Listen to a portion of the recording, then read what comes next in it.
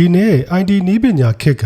အရှိန်ဟုန်နဲ့ကိုတိုးတက်နေတာကိုတွေ့ရတယ်ခင်ဗျကျွန်တော်တို့ငယ်ငယ်တုန်းကဆိုရင်တော့ analog ခေတ်ပေါ့နော်ပြီးတော့ digital ခေတ်ဒါအခုကတော့ ID နည်းပညာခေတ်ကိုရောက်သွားပြီပေါ့နော် analog ခေတ်နဲ့ digital ခေတ်ရဲ့အကူအပြောင်းကအနည်းငယ်ကြာတယ်လို့ထင်ရပေမဲ့လေ digital ခေတ်နဲ့အခု ID internet နည်းပညာခေတ်ကတော့တော်တော်လေးကိုမြန်မြန်ဆန်ဆန်ပြောင်းလဲခဲ့တာကိုတွေ့ရတယ်ခင်ဗျစက်မှုခေတ်ကာလမှာလေမြန်ကိုတီထွင်နိုင်တာက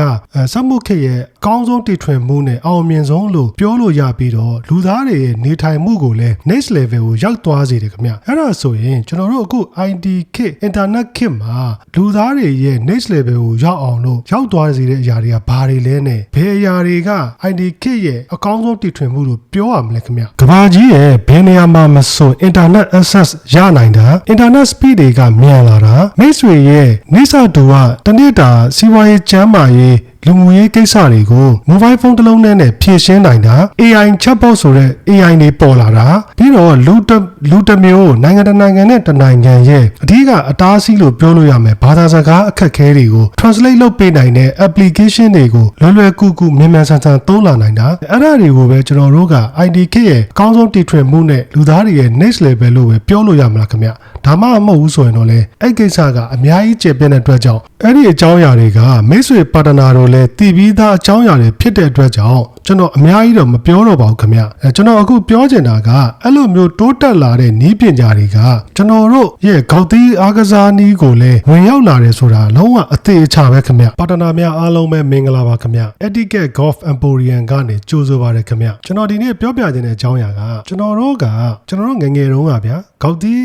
အားကစားနည်းကိုစိတ်ဝင်စားသေးဘူးဂေါက်သီးလည်းမကစားသေးဘူးဆိုရင်တော့မှဂေါက်သီးပွဲနဲ့ပတ်သက်တဲ့ဂေါက်သီးပွဲတွေဥပမာဗျာ highlight တွေပေါ့နော်အဲ့ဒါတွေကိုတော့ကြည်ဘူးလိုက်မယ်လို့ကျွန်တော်ယုံကြည်ရဗျဥပမာပြောရရင်ဗျာကျွန်တော်တို့ငယ်ငယ်တုန်းကနိုင်ငံတကာသတင်းဆိုတာမှာသူတို့ဂေါက်သီးပွဲတွေကိုသူတို့နည်းနည်းလေး highlight ကလေးတူတူလေးတွေလွှင့်တယ်ပေါ့နော်ပြီးအဲ့ဒီမှာလည်းကျွန်တော်တို့ကြည်ဘူးမယ်ပြီးတော့ရုပ်ရှင်ကားတွေမှာပါတယ်ဗျာဥပမာ Bobby Jones ဆိုရင်သူ့ရဲ့ရုပ်ရှင်ကိုရိုက်ထားတဲ့အတွက်ကြောင့်အဲ့ဒီကားကြည်ဘူးတဲ့မိတ်ဆွေတွေဆိုရင်တော့ဒီဂေါက်သီးအကြောင်းကိုအဲ့မှာသိလိမ့်မယ်ပြီးတော့ကျွန်တော်တို့James Bond ရိုက်ခဲ့တဲ့ Goldfinger မှာလည်းသူကဂေါက်သီးရိုက်တာကိုပြတဲ့အတွက်ကြောင့်ဂေါက်သီးပွဲကိုတော့အနည်းနဲ့များတော့ကြည်ဘူးလိမ့်မယ်လို့ကျွန်တော်ထင်တယ်ဗျအဲ့ဒီမှာမိတ်ဆွေပါတနာတို့မှတ်မိလားမသိဘူးခင်ဗျအမှ golfer တယောက်ကအခုလိုမျိုးဂေါက်သီးကိုရိုက်လိုက်ပြီဆိုရင်ဂေါက်သီးဖြူဖြူသေးသေးလေးကကောင်းကင်ထဲကိုထွက်သွားတဲ့အချိန်မှာအဲ့ဒီဂေါက်သီးကိုလိုက်ကြည့်ဖို့ကတော်တော်ကိုခက်တယ်ဗျပို့ပြီးတော့ခက်တာကအဲ့ဒီဂေါက်သီးကဘယ်ကိုသွားမှလားညာကိုသွားမှလားတန်းသွားမှလားဆိုတာကိုကျွန်တော်တို့ကလုံးဝမသိနိုင်ဘူးခင်ဗျအခုကျွန်တော်ဒီနေ့ပြောပြပေးခြင်းနဲ့အကြောင်းအရာကအဲ့ဒီအခုဒီနေ့ခေတ်လိုမျိုးဒီဂေါက်သီးတစ်လုံးကို golfer တယောက်ကရိုက်လိုက်ရင်သူ့ရဲ့ data အချက်လက်တွေကိုဘယ်လိုမျိုးသိနိုင်ပြီးတော့ဘယ်လိုမျိုးတွက်ချက်ပြီးတော့ဘယ်လိုမျိုးထုတ်လွှင့်နေတဲ့ဆိုတဲ့ဟာကိုကျွန်တော်အဲ့ဒီအကြောင်းပြောပြပေးမှာဖြစ်ပါတယ်ခင်ဗျ2025 professional golf ပြိုင်ပွဲတွေမှာကျွန်တော်တို့အခုမြင်တွေ့နေရတဲ့ပုံစံအတိုင်းဖြစ်ဖို့အတွက်သုံးခဲ့တဲ့နည်းပညာတွေကပေါ်လာတော့နည်းနည်းတော့လေကြာပြီဗျကြာပြီဆိုတော့2010ဝန်းကျင်လောက်မှာပို့ပြီးခက်စားတယ်ပေါ့နော်ဒါပေမဲ့အခုလိုမျိုးပြိုင်ပွဲကြီးတွေမှာကြဲပြန့်စသုံးတာကတော့2015လောက်ကစခဲ့တယ်လို့ပဲပြောရမှာခင်ဗျဂေါက်သီးအားကစားပြိုင်ပွဲတွေကို TV broadcast online portal Vision Pro ဆိုပြီးတော့၃မျိုးနဲ့ထုတ်လွှင့်ပြသကြတယ်ခင်ဗျ TV broadcasting လုပ်ဖို့အတွက်အခုလိုမျိုးတာဝါတွေကိုတီကုံတွေ fairway တွေ green တွေနဲ့ဒီဂေါက်သီး18ကျင်းစလုံးကိုကာဗာဖြစ်အောင်လို့ထားရတယ်ခင်ဗျပြီးတော့အဲ့တာဝါတွေမှာအဓိကပစ္စည်း၃ခုပါတယ်ခင်ဗျနံပါတ်1က trackman နံပါတ်2က wireless transmitter နံပါတ်3က camera ပဲဖြစ်တယ်ခင်ဗျ trackman ရဲ့အလုပ်လုပ်ပုံလေးကိုအနည်းငယ်ရှင်းပြခြင်းနဲ့ဗျဥပမာအပြင် golfer တယောက်ကဂေါက်သီးကိုရိုက်လိုက်ပြီဆိုတာနဲ့အဲ့ဒီဘောလုံးရဲ့ launch speed spin rate angle တွေကိုဒီ trackman ကအတိအကျသိနိုင်တယ်ခင်ဗျပြီးတော့အဲ့ဒီဘောလုံးက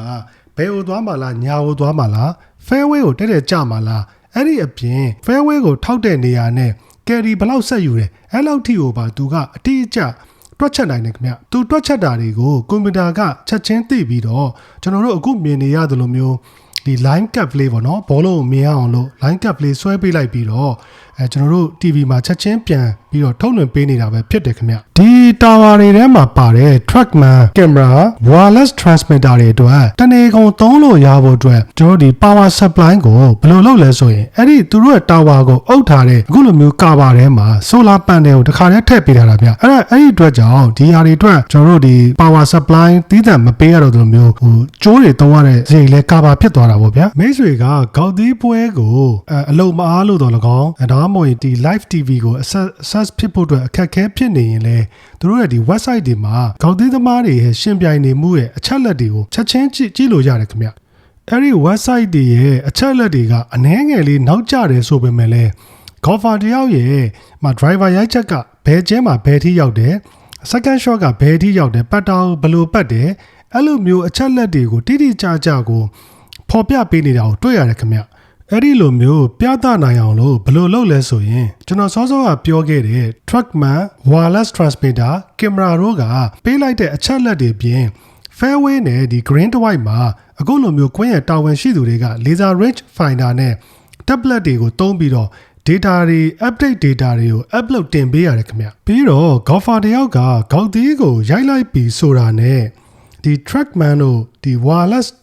transmitter တို့ကတဆင့်ကွန်ပျူတာစီကိုရောက်သွားမယ်ကွန်ပျူတာကအဲ့ဒီဘောလုံးကဘယ်ကိုကျတော့မယ်ဆိုတာကို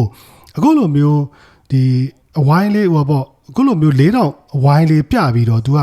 ပြထားတယ်ခင်ဗျအဲ့ဒီမှာကွန်ပျူတာရဲ့တွက်ချက်မှုကဘယ်လောက်တိကျလဲဆိုရင်ဂေါ်ဖာကဂေါက်သီးကိုရိုက်လိုက်ပြီးပြီဆိုတာနဲ့အဲ့ဒီအချိန်မှာဖြစ်ပေါ်နေတဲ့ wind speed ရယ် humidity ရယ်ပြီးတော့အဲ့ဒီကွင်းရဲ့၄ယောက်ကကိုပါတွက်ချက်ပြီးတော့တခါတည်းအဲ့ဒီအဝိုင်းဒီကြမဲ့နေအောင်တခါတည်းသူကပြောပြနိုင်တယ်ခင်ဗျဒါပေမဲ့အဲ့ဒီမှာအနည်းနဲ့အများမှားယွင်းတတ်တာလေးတွေရှိတယ်ခင်ဗျဘယ်ဟာလေးလဲဆိုရင်တစ်ကိုင်းကိုသွားထိတာမျိုးငှက်တွေကိုသွားထိတာမျိုးပေါ့နော်အဲ့လိုမျိုးဆိုရင်တော့အနည်းနဲ့များတော့ပြောင်းလဲနိုင်တယ်ခင်ဗျနောက်ဆုံးတစ်ခုဖြစ်တဲ့ Vision Pro နဲ့ဘယ်လိုကြည့်မလဲဆိုရင်တော့ဗျာသူကအခုလိုမျိုးအပေါ်မှာတော့သူ့ရဲ့ဒီ live ဖြစ်နေတဲ့ဒီ leader board ကိုသူကတောက်လျှောက်ပြတယ်ပေါ့နော်ဒီအောက်မှာကတော့လုံးဝကွက်တိနီးပါတူနေတဲ့ဒီကွင်းရဲ့၄ယောက်ပုံစံကိုသူကပြထားတယ်ပြပြီးတော့ကစားသမားကရိုက်လိုက်တဲ့ရိုက်ချက်ကဘယ်ကိုသွားတယ်ဆိုတော့သူက Trackman ပုံစံလေးနဲ့တော့သူကပြပေးနေတယ်ခင်ဗျသူ့ရဲ့ထုတ်လုပ်မှုပုံစံကိုကျွန်တော်နားနေသလောက်ရှင်းပြရင်ဗျာ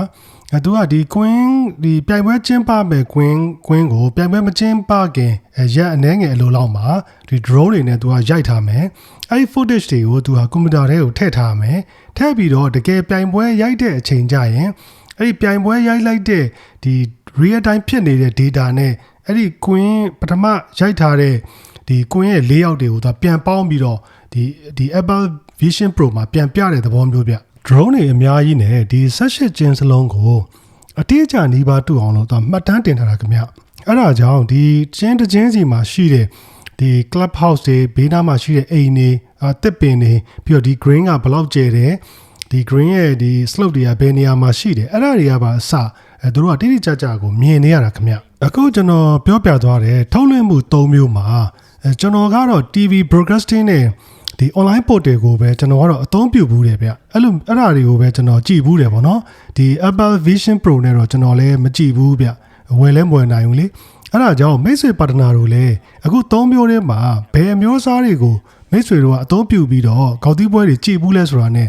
တကယ်လို့ Apple Vision Pro ကိုကြည့်ဘူးတယ်ဆိုရင်လည်းဘယ်လိုအတွေ့အကြုံရှိတယ်ဆိုတာကိုလည်းအားလုံးသိအောင်လို့ share ပေးခဲ့ပါအောင်ခင်ဗျ။တင်ဆက်ပေးတဲ့အကြောင်းအရာတွေကနာမည်ကြီး tech blogger ဖြစ်တဲ့ Marcus Brownlee ရဲ့ video ကို reference လုပ်ပြီးတော့ recap လုပ်ပေးခြင်းဖြစ်ပါတယ်ခင်ဗျ။အခုလိုမျိုးဂေါက်သီးအားကစားနဲ့ပတ်သက်တဲ့အကြောင်းအရာတွေကိုစိတ်ဝင်စားရင်ကျွန်တော်ရဲ့ channel လေးကို like and subscribe လေးလုပ်ပေးကြပါခင်ဗျ။ပါတနာများအားလုံးကိုကျေးဇူးအထူးတင်ပါတယ်ခင်ဗျ။